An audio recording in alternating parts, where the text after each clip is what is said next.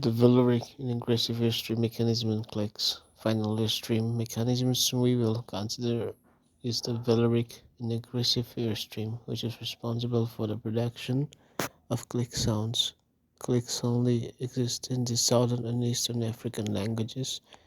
Click sounds are not part of the sound inventory of English, but they occur frequently when English speakers try to imitate sounds in the environment or to express certain emotions, so will probably be familiar to all readers.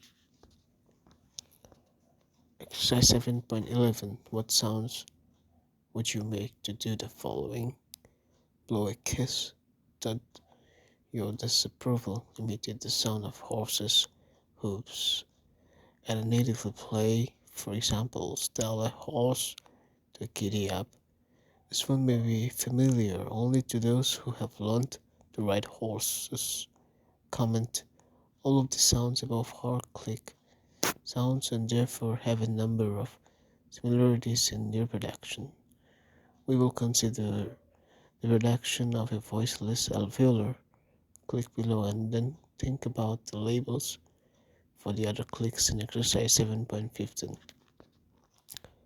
Firstly, two closures form almost at the same time. One of these closures is always a velar closure, just as for ka, and gives its name to the velaric earstream mechanism. The other closure is far forwards in the vocal tracts, and the closure shown in figure 7.11 is alveolar. It strips a pocket of air between the two closures. The first stage of an alveolar click. Next, the tongue moves back and down, but both closures are maintained so that no air can enter or leave the pocket. As the cavity has changed shape, the trapped air is now in a larger space, therefore under lower pressure than before.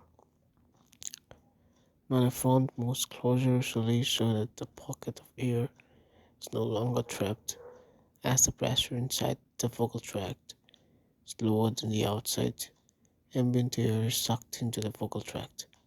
Finally, the velar closure is released so that if no other sounds follow, the articulators return to the resting positions. The second stage of an alveolar click, third stage of an alveolar click, fourth stage of an alveolar click.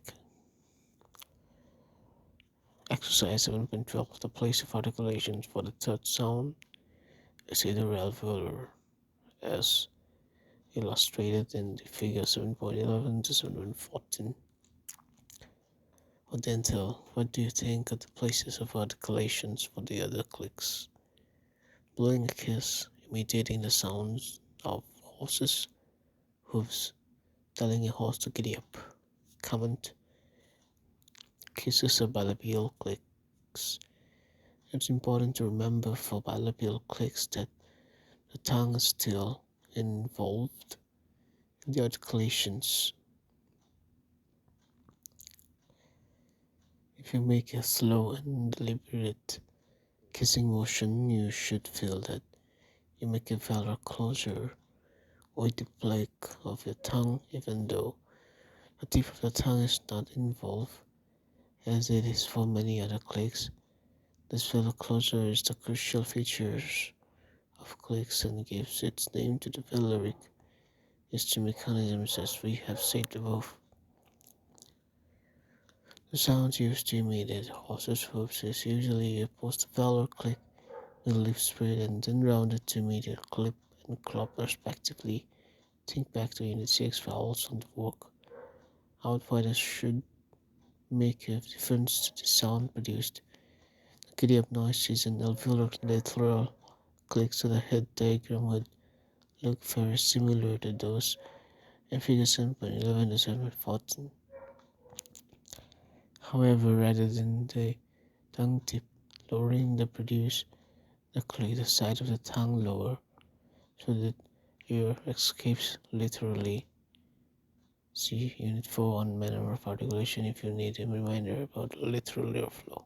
Uh, the symbol for these clicks are as follows: voiceless pallial click, voiceless title click, voiceless alveolar lateral click, voiceless alveolar postvelar click. 7.13. Why do you think the symbols have two parts? Especially, why do you think the symbols contains a K? The part of the right of the symbol indicates the place of articulation of the click, bilabial, alveolar, and so on. And this can be seen on the full IP chart under consonants and on pulmonic. See page 281. The part of the left K reminds us about the velar closer that all clicks must have, and also tells us about the voicing and nasality of the click, as we will investigate further below. Note that some transcription systems do not show the leftmost K part of the symbol. For voiceless click, we will use the two-part symbol throughout this book. However, for consistency with the symbols used for voiced and nasal clicks, which we will return to now.